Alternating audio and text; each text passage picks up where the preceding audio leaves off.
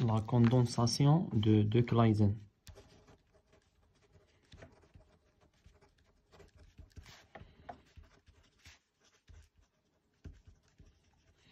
La condensation de Claisen, c'est une réaction qui se déroule dans un milieu basique. Je vais préciser, c'est un milieu fortement basique.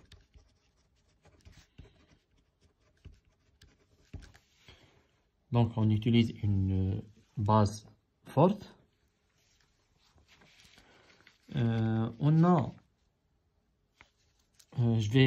la condensation de Claisen et la condensation de Claisen croisée, et aussi une réaction condensation de Claisen, je sais pas comment c'est quoi le nom.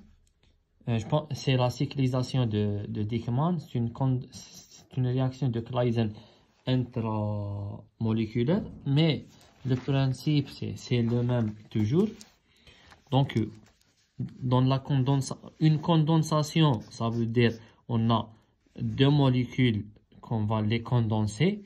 On a une molécule 1 avec une molécule 2. Il faut que la première molécule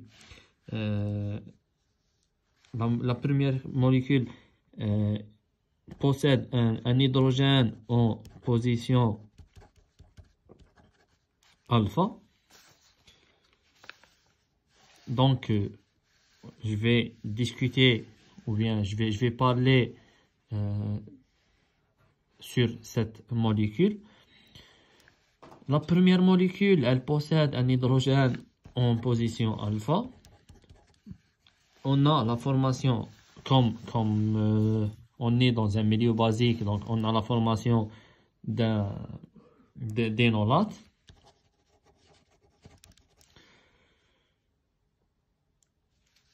L'énolate, elle va faire une addition, une attaque nucléophile, donc une addition nucléophile sur la deuxième molécule. Puis, l'étape suivante, c'est le départ d'un groupement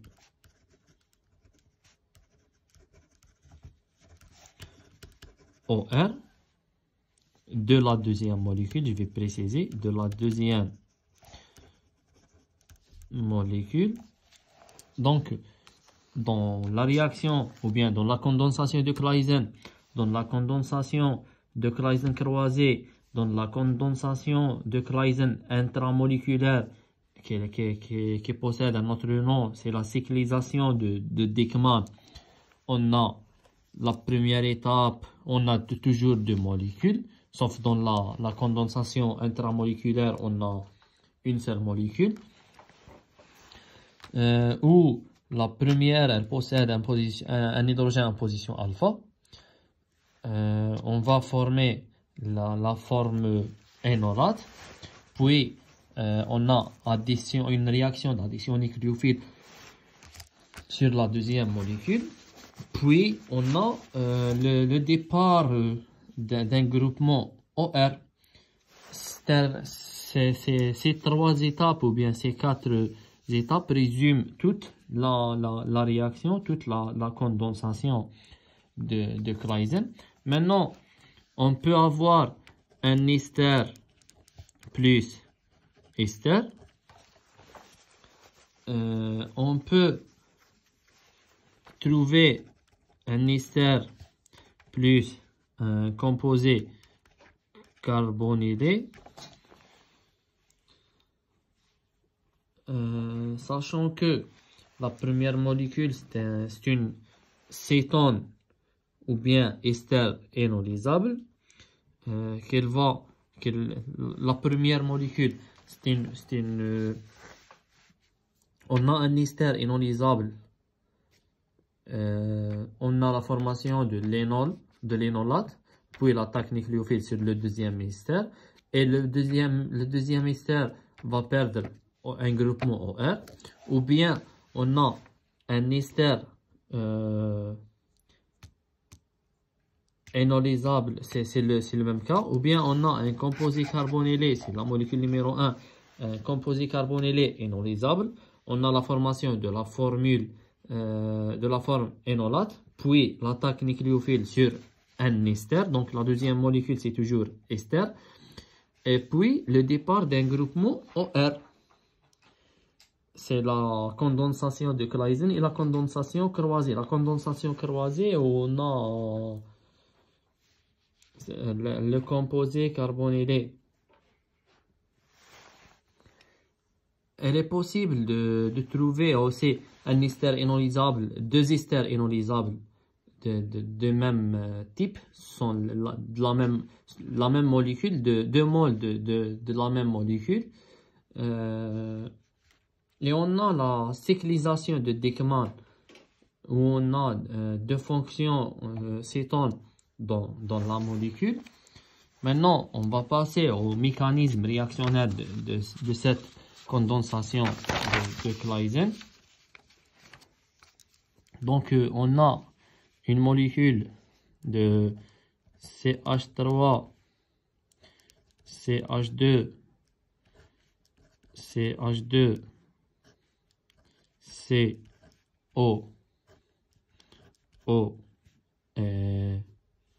exemple, un groupement phényl, plus la même molécule. Donc, j'obtiens, je vais la faire avec la formule topologique. Un carbone, 2, 3, puis la fonction. 1, 2, 3, puis la fonction O, puis l'oxygène et le phényl. On a un ester avec un autre ester. Dans un milieu fortement basique, je vais utiliser la soude ou bien les panoates, ou bien l'essentiel, une base forte. Je vais utiliser le washement. Donc, qu'est-ce que j'ai dit? La première étape, c'est que la première molécule,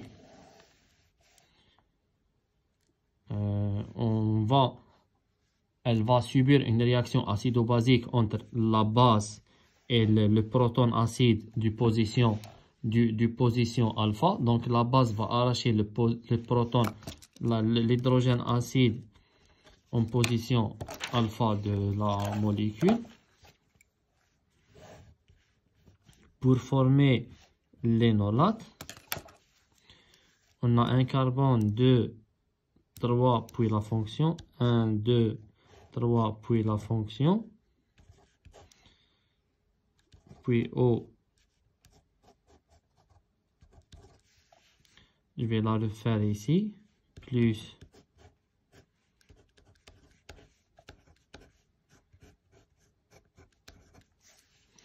Donc, en présence d'une base forte. Ici, on a un hydrogène. Cette molécule, elle est énolisable. La perte du proton. Puis, la formation de l'énolate. Donc, on obtient l'énolate en moins O et le groupement phényl. La deuxième étape, c'est l'attaque nucléophile. La double liaison va descendre et la liaison P va jouer le rôle nucléophile, le rôle d'un nucléophile. On a la deuxième molécule. 1, 2, 3. O. Donc, la deuxième molécule, on a delta plus, delta moins. La liaison P va jouer le rôle d'un nucléophile, donc une attaque nucléophile sur le site électrophile de carbonylé, de la fonction carbonylée. Donc, on obtient quoi?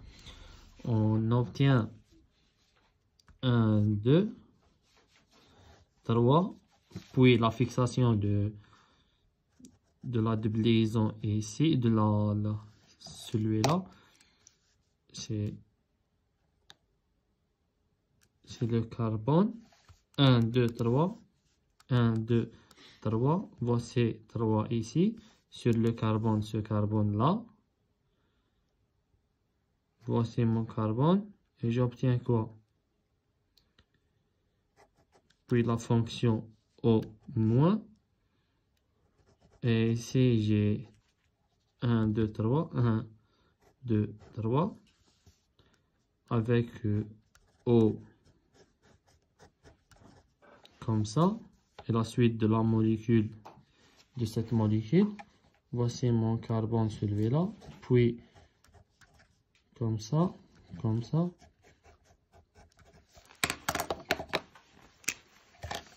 Je vais utiliser les couleurs. Voici ma fonction CO. Elle est là, la fonction CO. La fonction CO, elle est liée. Ici, voici cette liaison. Elle est là. Puis ce carbone, elle va se lier à l'aide de cette liaison sur le carbone qui porte la fonction. Voici le carbone qui porte la fonction. Et voici ma liaison. Cette liaison. Ce DNL, voici le DNL. Puis le carbone de la fonction de la deuxième molécule avec le O-. Et j'ai d'un côté un carbone, 2 carbones, 3 carbones. D'un côté un carbone, 2 carbones, 3 carbones. Et le groupement O avec le phényl.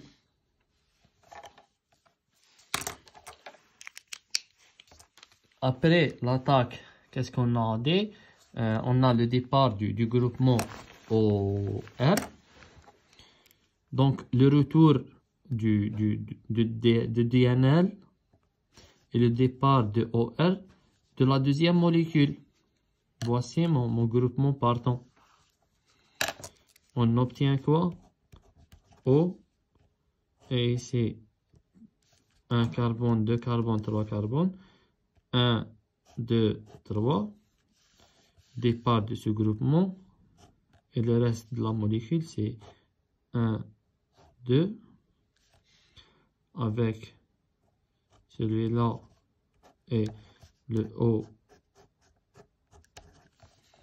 plus au moins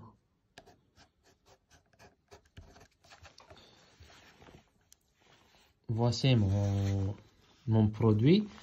Je vais le faire en propre ici.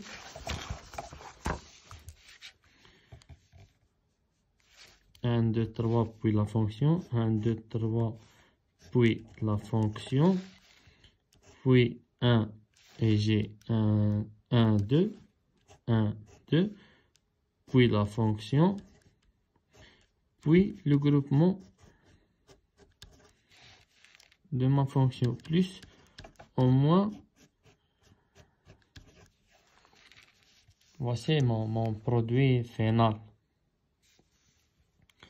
Donc, si je veux faire ce produit, c'est le produit bêta, c'est le carbone alpha bêta, ou bien le carbone alpha par rapport à cette fonction alpha bêta, céto, ester.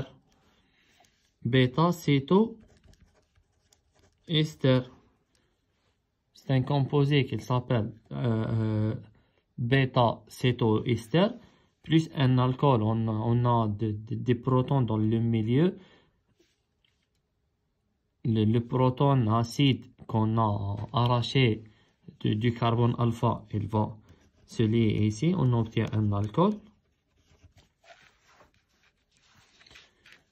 Donc, si j'ai une molécule de type OR' avec la même molécule, OR' dans un milieu fortement basique, qu'est-ce qu'on a? La première molécule, elle va arracher, elle va perdre l'hydrogène acide et elle va former l'énolate. Donc, formation de l'énolate. Voici mon énolate. Au moins OR', puis l'attaque nucléophile sur la deuxième molécule.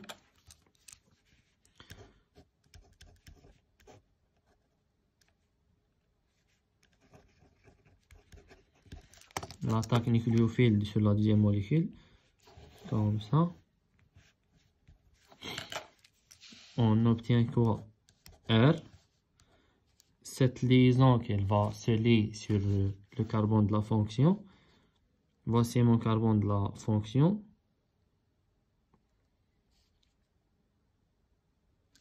Celui-là, c'est ce carbone.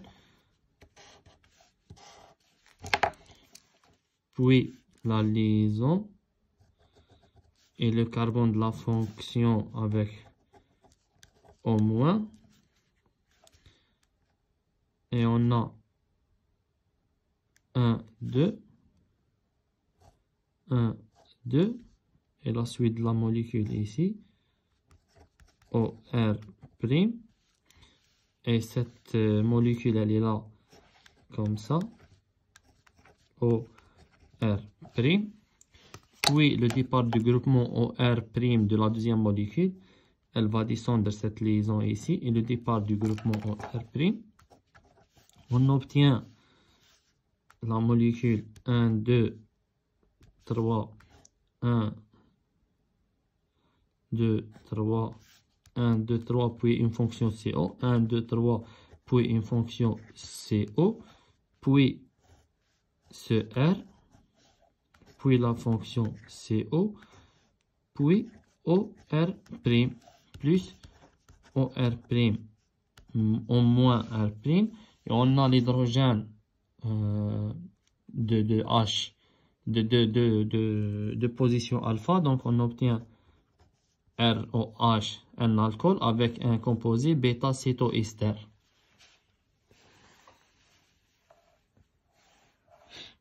C'est la réaction ou bien la condensation de Claisen. Maintenant, pour la réaction ou bien la condensation de Claisen, dans le cas où on a un composé carbonylé avec un ester,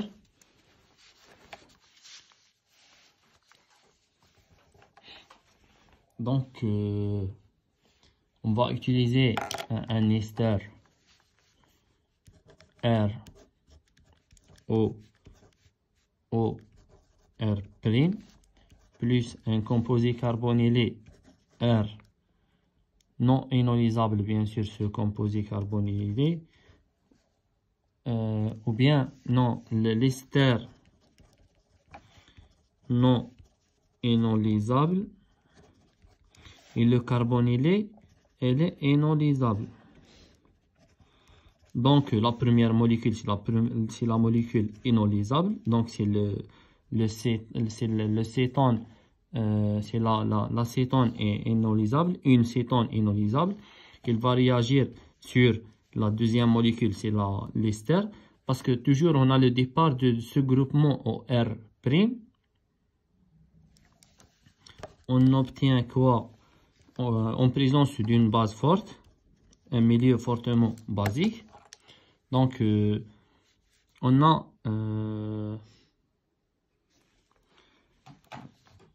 la base, elle va arracher un proton, le proton acide de cette molécule. Et on a la formation de la forme énolate, au moins, et R. Puis l'énolate, elle va réagir sur l'ester, ROR'. Elle va descendre, le DNL, il va descendre ici, et la liaison P, elle va jouer le rôle d'un nucléophile, donc une attaque sur le site électrophile delta plus, delta moins, et la liaison, elle va monter sur l'oxygène. C'est le caractère électro-attracteur de l'oxygène. En plus, il faut respecter la valence de ce carbone. On obtient quoi? Donc, on obtient R avec au moins et O R', et cette liaison, voici ma liaison, et celui-là c'est ce carbone, puis le carbone, ce carbone O, puis le R.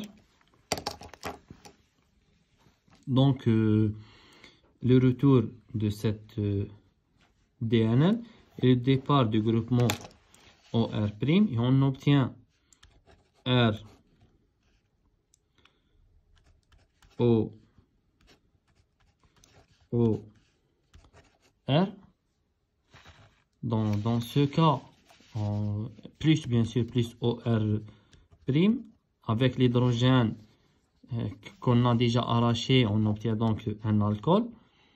C'est un alcool, plus ce composé des cétones, ou bien c'est une décétone.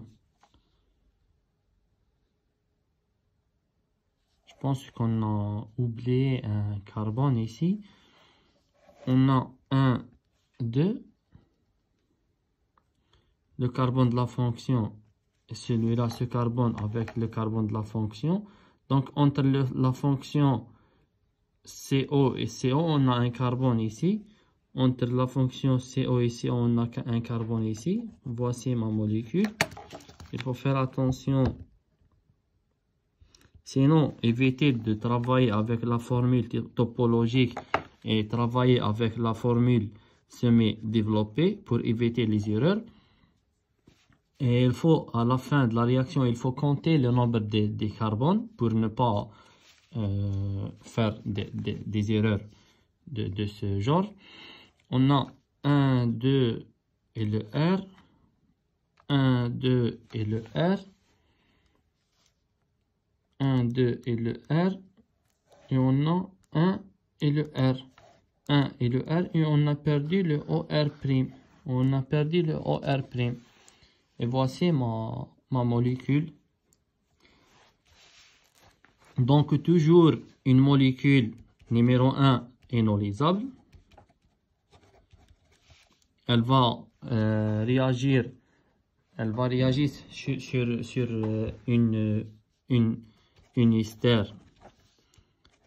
qui est non inolisable ou bien inolisable. L'essentiel, la deuxième molécule, c'est la molécule qui porte le groupement partant le OR. La première molécule, elle peut être un composé carbonylé, une cétone ou bien un ester. La condition, c'est que il faut cette molécule doit être inolisable. Puis cette molécule, elle va perdre l'hydrogène acide de position alpha. Puis on a l'attaque nucléophile sur l'ester. Puis on a le départ du groupement OR. Maintenant, je vais faire la condensation intramoléculaire. Donc c'est la cyclisation de Dieckmann. C'est toujours le même principe, mais on va travailler sur la même molécule. Cyclisation de monsieur Dieckmann. On a une molécule,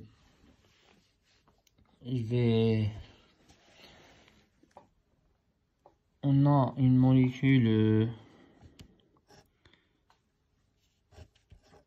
O et O.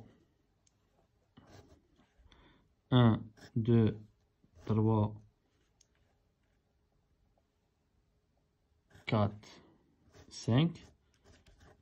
Généralement, on forme des cycles à 5 chaînons parce que ce sont les cycles les plus stables. Les cycles à 5 chaînons sont les cycles les plus stables. Donc, j'ai ici le groupement OR', exemple, ou bien OR. Cette molécule, elle est dans un milieu fortement basique.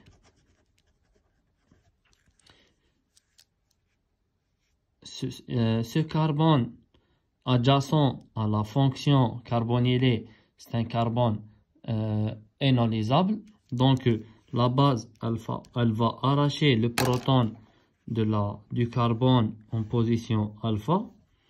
Puis, la formation de l'énolate au moins double liaison 1, 2, 3, 4 O et OR'. Maintenant, on a dit que la première étape, l'arrachement de H, la deuxième étape est la formation d'énolate, la deuxième étape, c'est l'attaque nucléophile. Donc, le retour et l'attaque sur le site électrophile de la deuxième fonction. Donc, ce carbone, il va se lier avec ce carbone. On a 1, 2, 3, 4, 5. On a la formation d'un cycle A5 chez nous.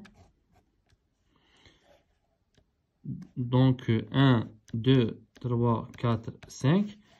Avec la fonction CO ici. Et ce groupement. Et ici, dans le cinquième carbone, on a une fonction, on a le O-. Ici, 1, 2, 3, 4, 5, on a le O-.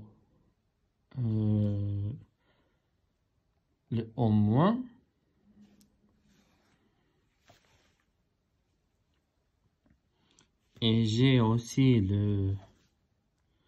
ce groupement OR'. Donc, arrachement de H, formation de l'énolate, attaque nucléophile, départ du groupement OR', le retour de DNL, le départ de OR', et on obtient cette molécule.